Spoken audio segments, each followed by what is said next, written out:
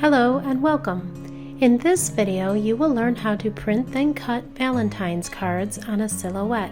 These Valentine's cards are created from SVG files designed to be cut on an electronic cutting machine. There are 4 different cards, an envelope, and a bookmark design in the SVG bundle. Click on the blog post in the description below this video for a complete supply list and to learn more about this project. There are also over 70 other craft projects available in the free library at heartfillspaces.com. This video will walk you through opening the files in Silhouette Studio, then preparing them to print and cut, along with assembling the cards. To learn how to create these cards in Cricut Design Space, click on the link in the description below this video. Before we begin, I want to take a moment to share a few important tips that will help you enjoy this craft a bit more. The patterns in this project are intricate designs. When cutting this portion of the design, use a 65-pound smooth, high-quality cardstock with a light grip cutting mat. I also recommend you condition a new mat to reduce the stickiness. You can do this by pressing the mat to a pillowcase or other low-lit fabric repeatedly. For mats already conditioned, ensure that they are clean, free of debris, and still sticky enough to hold your project in place. It's also important to use a new, sharp cutting blade when cutting intricate designs. Now let's head over to Silhouette Studio and begin our project. Here we are in Silhouette Studio. I am working in the Business Edition. If you are working in the Designer or the Business Edition, you are going to want to bring in the SVG version of the file. If you are working in the Basic Edition of Silhouette Studio, you're going to probably want to grab that DXF version of the file. So let's get started here by just opening the file. We're going to go up here to the top menu bar and we're going to choose File, and then we're going to choose Open. And then your file is going to be wherever you saved it to on your computer. If you don't know where that is, it's probably under your Downloads folder. Otherwise, go and grab the file from wherever you saved it. So I'm going to go ahead and select the file, and then I'm going to choose OK. It's going to bring the file up on my canvas, and the only thing I can see in the file right now is the envelope. But if I choose Command- on a Mac or Control- on a PC, we are going to be able to zoom out and see the entire file. So to begin with in this tutorial, I am going to start showing you the print and cut version of the card first, because I think that is the easiest way to go. So we are going to go ahead and select the envelope by rubber band selecting. So what I am doing is I am left clicking on my mouse and dragging over all of the items on the canvas. And then once all these little boxes form around everything on the canvas, we can go ahead and click on the item and drag it off of the canvas. And then click off of the item so it's deselected. I'm going to go ahead and start with this Happy Valentine's Day card backing. So I'm going to rubber band select everything on the card backing. Again, I am left clicking and dragging over everything on that card so it's all selected. Then I'm going to click on it and drag it onto the canvas. So now I'm going to go ahead and zoom in on our canvas. That is just Command+ on a Mac or Control+ on a PC. Now that our card backing is on our canvas, we're going to choose the Page Setup menu on the upper right side menu bar. I'm going to select that, and it's going to bring up our page setting options. Now, as you can see here, that the canvas is wider than 8.5 by 11. It's actually going all the way to the edges of our mat, and we don't want that. We are going to be working on 8.5 by 11 cardstock. So we're going to go under this first icon here, under the page setup, and then where it says media size, we're going to choose the width as 11 because that's how long our cardstock is, and then the height is already set to 8.5. So you can see that right away that changed our canvas size to 8.5 by 11 paper. So now I'm going to go ahead and highlight everything in my project and just kind of move it more to the center of the canvas.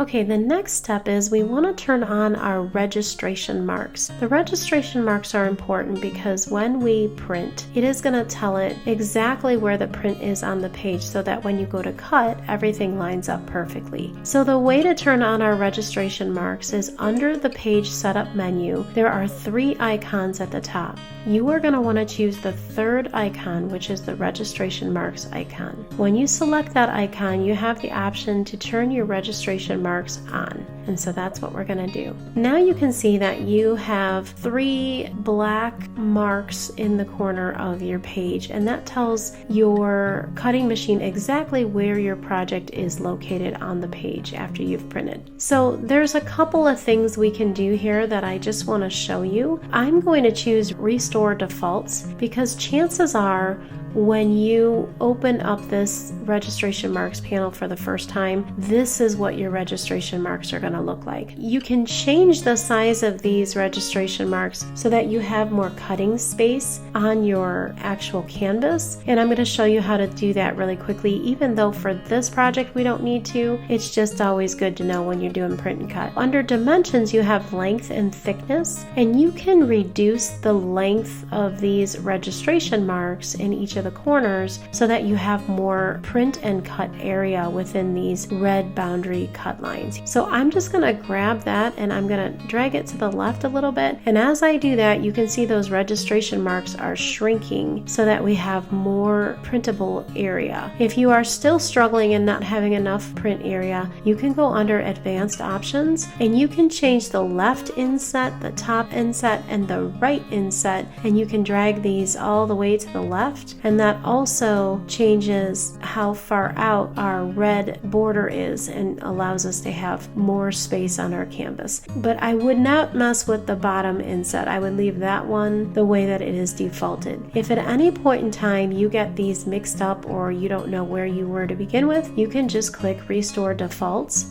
and it will bring you right back to the default settings for your registration marks. So this project isn't that big. I'm going to go ahead and just change the length slightly, but if you were trying to save cardstock, you could highlight everything on your canvas and drag it up here as close to the top left as you wanted to. We're pretty much set with this portion of setting things up, and I'm going to go ahead and close the page setup window. When we are doing print and cut, we only want to have the items showing on our canvas that we actually want to print. So for instance, if I were to send this to the printer just the way that it is, I'm going to hit this little print icon up here. It is actually going to print this pink background, and it's also going to print our score line, and we don't want that. We want those things to be invisible when we print. So what we need to do next is we need to select this background, and we need to go up here to our color panel, and you can either choose white or you can choose none. For the sake of this tutorial, I'm going to choose none so that there's no fill color and it disappears when I'm going to print. And then for this score line, I'm going to go up here to my line color, and I'm just going to change that one to white so it no longer is showing when we go to print.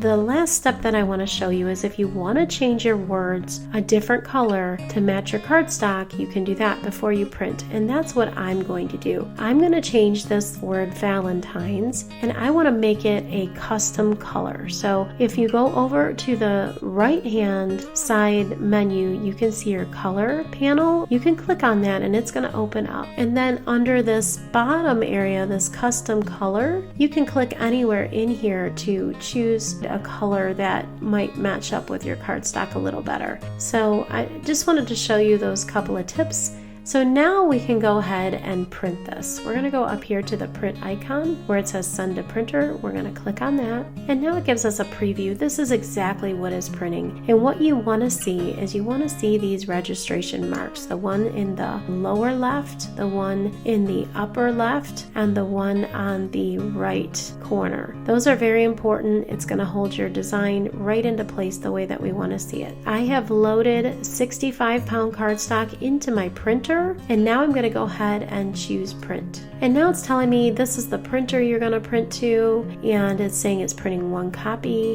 and I'm going to go ahead and choose print. Now I'm going to go get that off of the printer, and I'm going to show you what that looks like, and then we're going to load it onto a light grip cutting mat. And it's very important that we load it onto the mat the exact way that we see it on our computer screen. Now that we have printed out our card backing, we're going to want to load that card backing on a light grip mat, and then we're going to want to load it into our machine and begin cutting and scoring. So we're going to head now over to the send menu. There's 3 elements on this card, and we only want to cut 2 of them. We're working under the simple menu on the right hand side. Once we highlight and select everything on the card in the send menu, we're going to want to choose no cut, and you can see that that takes the red cut borders away from everything on this card. And then we're going to want to deselect, and then the first thing we're going to want to do is cut the score line. So I'm going to click and drag until just the score line is selected, and then I'm going to choose cut. And now you can see that that brought that score line up in front. We are going to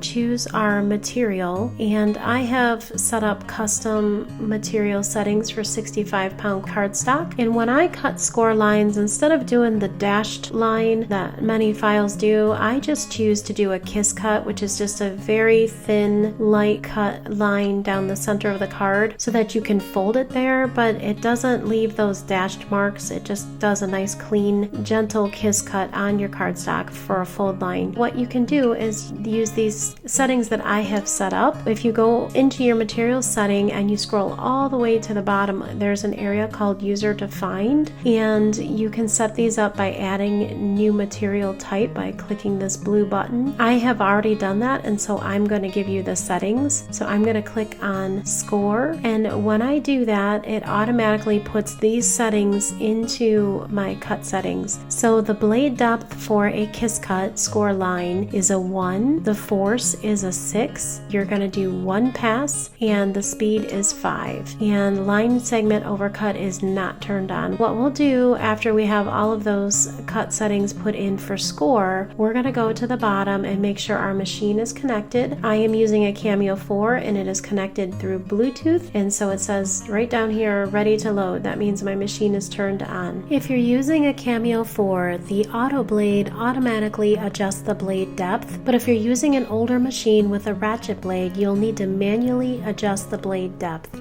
Then we're going to go ahead and hit send.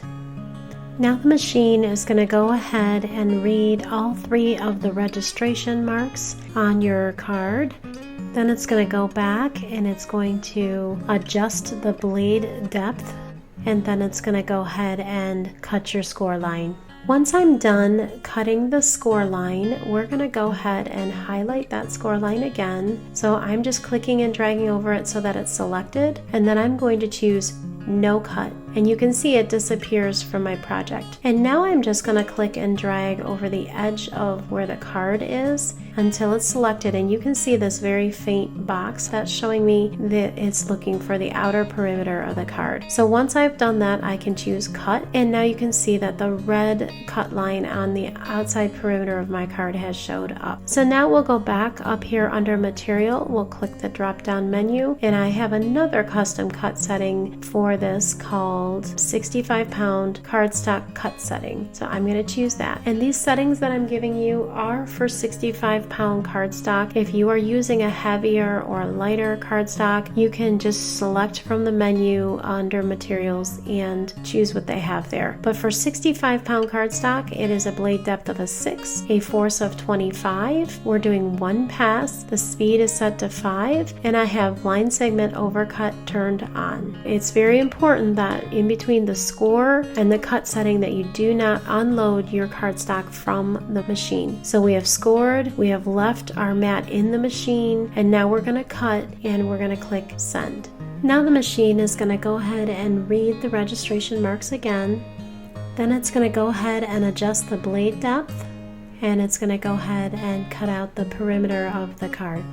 Once the machine is finished, I would just always check and make sure that your cut has gone all the way through, and now we can actually unload the card from the machine. So now that has cut the perimeter of our card, we can go back out to the design menu and start with our next design. So let's go to design. So now that we're back out into the design menu, I want to just pause and take a moment and help you get organized with these cards. There are 4 different cards and we need to duplicate some items in order to have everything work out. What we're going to start with is the envelope because we need 4 envelopes to create 4 cards. So I'm going to go ahead and select the envelope, and the fill color on this envelope is pink, and I want to change it to white. And then I'm going to go ahead and highlight that envelope, and I'm going to hold my Option key. I'm working on a Mac. If you're working on a PC, you'll hold down the Alt key and then click and drag on this envelope, and it will create a duplicate copy for you. Actually, this time I'm just going to drag it over because I want to go ahead and create 4 of these envelopes so that we have 1 for each card. So now I'm going to hold my Option key, and again it's Alt for a PC, Option for a Mac, and I'm going to duplicate that again. If you hold your Shift key down, it'll keep it lined up. And then I'm going to do it one more time. That way we have 1 envelope for each card that we're making. Now the first card is, this is the card backing, and these are the pieces that go to it. I'm going to move those in close, and then I'm going to move this one down for this card, and then I'm going to move this one down here for this last card. So I'm kind of using the envelope to create the row for the card pieces. So this is the Happy Valentine's card that we just did, and we can drag that one down over here. And then I'm going to go ahead and grab these other 2 pieces and just kind of move them so that they're lined up as well. Okay, now these 2 cards need a card backing, and so we're going to highlight this one. And again, it's Option on a Mac, Alt on a PC, hold that key down, click and drag, and it creates a duplicate copy. And then we're not going to need the words on this, so we'll go ahead and delete the words. And then we're going to highlight it again and hold our Option or Alt key down and drag down to create another card backing. So now let's go ahead and work on our color palette. And then just so you know, this is the bookmark over here. So the first thing I want to do is I'm going to go ahead and highlight all of these card backings because I cut all of the card backings out of white cardstock. And I also did all of the print and cut cards out of white cardstock. This first card, the Love is Patient, Kind, and True card, that card had the word love in the print and cut was red. And then to match that, the solid background hearts are red. The solid background piece that goes behind these hearts, that is also red, and the perimeter hearts were red. The white pattern hearts, these ones in the middle, again were white, and then I matched the flap on the envelope, which shows these little hearts through it, also was red. So that is how the first card was set up. The second card in my demonstration was Happy Valentine's Day. This card was also red and white. The Valentines that I just showed you in the print and cut, that one was red, and the background hearts were red, the perimeter hearts were red, the pattern hearts, these intricate cuts, these were white, and then the flap on the envelope would match the rest of it, so that's also going to be red. The Love Is card had a little bit more of a salmon pink color to it, and so I have this one here set up, and I think on this one I did the word love and the word is both in the salmon pink, and then I matched those perimeter hearts up with that salmon pink color, and then I also matched the envelope flap with that salmon pink color. Now the Love Always card was a little bit different. That one was more of a pink and berry color. Word love was this pink color. The background color was this kind of berry color, and then the perimeter heart matched the word love, so it was like this pink color. I matched the flap on the envelope to the pink. So now you know how to do the print and cut. We showed you that. You know how to change the colors on the cards. Just keep in mind that this line down the middle of the card backing is a score line. This rectangle in the middle of each envelope is a score line. So when you're going to cut those, you want to use the score settings that I gave you. The last tip tip. When you are cutting intricate cuts that are fine little cuts, it's always best to flip the design if you can, because if you flip the design and you cut from the back side of it, the front side of your design is going to be smoother. So I would recommend that you just right click on these designs and then choose flip horizontally, and then we're going to do that for each of them. And then for these bookmark, if you're going to cut them out of the same color cardstock that I did, it would be white. The patterns would be white, and the perimeter, I chose pink for one and red for the other, but just for the sake of this, I will show you I did red, and then the backgrounds were red as well. And so that's it. You will just need to do your print and then cut like I showed you, and then you would need to go ahead and load your cardstock on the mat for these other items and just cut them out. These intricate cuts, the one thing I would suggest with these is make sure you're using a light grip mat that has been conditioned so it doesn't want to be too sticky, and you don't want it to have too little of stickiness. So you're going to have to work with that a little bit. I have some tips for intricate cuts at the beginning of this video. You want to make sure you're using a 65-pound cardstock on those as well. You want to have a sharp blade for those, and make sure your mat is clean. It'll just help you tremendously when you're making these fine detailed cuts. And so that's it. I will see you over in the assembly portion of this video. We're starting with this Love is Patient and Kind and True, Just Like You card. And we're going to start out with all the different pieces. This is the rectangle backing I'm using, and then I have the front panel and the back rectangle to go behind the hearts. So I'm going to add some glue, and then I'm going to go ahead and press the red panel behind the front backing so that those red hearts really stand out. Then I'm going to add some glue to my card backing and press that panel on top. I'm going to roll it with a brayer just to secure it into place. And now I'm going to go ahead and add my patterns to the hearts. So we're going to bring in a scrap piece of paper and add some glue to the back of these hearts. We're going to dab it off onto a scrap sheet of paper and then press the patterns into place. I'm going to roll it with my brayer to secure everything down nicely, and then we're going to go ahead and use the border hearts and add glue to them. We're going to press those into place with our brayer. And that is it. That is the first card all completed. I'm using precision craft glue here with this project if you are wanting to know what kind of adhesive I'm using. Now we're going to work on the envelope for the card. So we are going to go ahead and fold all along the score lines. I'm using a scraper tool just to kind of press those score lines in to get a nice clean fold. I'm going to work my way all around the perimeter of the card. And then we're going to take this bottom flap and we're going to add a line of glue to the left and the right side, and we're going to press it into place to close the envelope.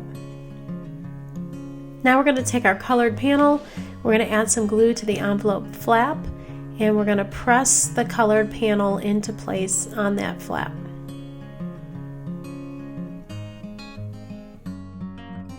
And now we have a matching envelope to our card.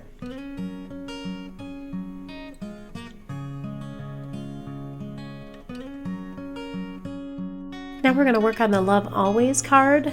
These go together in a very similar way. So there's the front panel, the card backing, and the patterns. So we're going to add some glue to the back of the front panel behind the patterns. And we're going to take off the excess glue. And now we're going to go ahead and press the solid hearts behind the pattern. We're going to roll it into place with our brayer. And now we're going to put the border over the front of our card. So we're testing to make sure the border's in the right direction. And then we're going to go ahead and add a little bit of glue all around these hearts. We're going to remove the excess glue. And now we're going to press our border hearts into place. Then the last step for this card is to fold the card backing. I fold it in both directions to get a nice crisp fold on the card. And now we're going to line up that front panel, add some glue,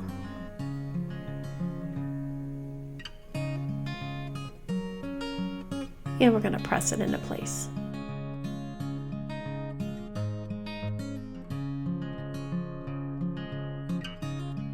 And then we're going to use our brayer just to make sure everything's nice and secure. And that completes our second card.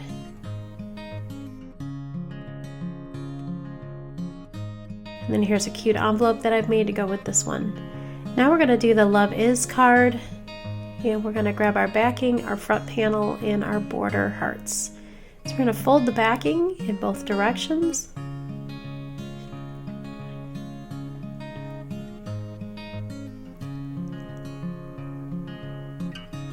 And we're going to add our border hearts onto the front card, again making sure putting the glue on the right side of the border. We're going to press them into place on the front panel of the card. And now we're going to add some glue to the back of that front panel, and we're going to press it into our card backing.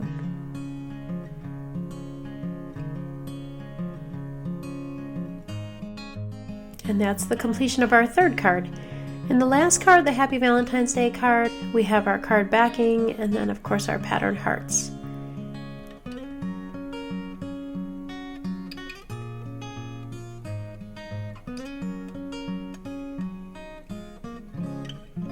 So we're checking to make sure that we're putting the glue on the right side of the pattern. We're going to add the glue on. Then we're going to tap off the excess glue on our scrap paper.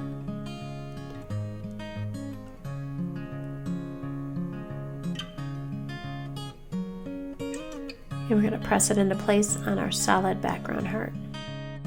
Now we're going to take the border hearts and we're going to add some glue to those.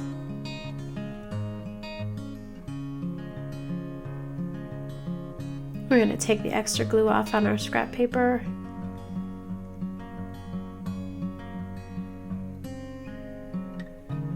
And then we're going to press it into place.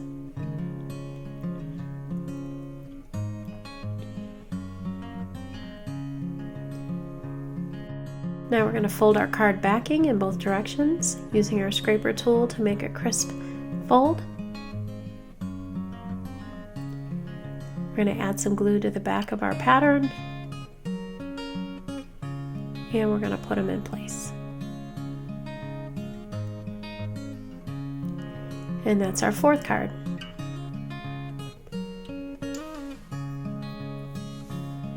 Now we're going to work on the bookmark. So the bookmark has 4 pieces and we're going to add some glue to the back of the pattern piece. Dab it off. Add it to the back of the solid heart strip. And now we're going to take our perimeter piece and we're going to add some glue to that.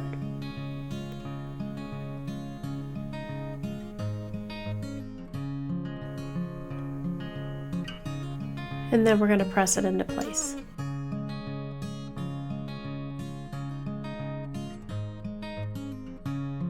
Now we're going to add some glue to the back of the heart patterns and we're going to line them up on our bookmark backing and we're going to press that into place. And then I've just used some embroidery floss here to create the little tassel on my bookmark, so I just cut them all to the same length.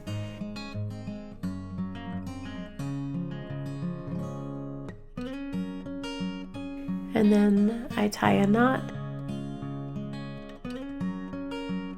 And then I trim the edges so that it lines up nicely. So that's it. That is all of the cards and the bookmarks in this bundle. Hopefully this video helped you gain a better understanding of Print Then Cut in Silhouette Studio.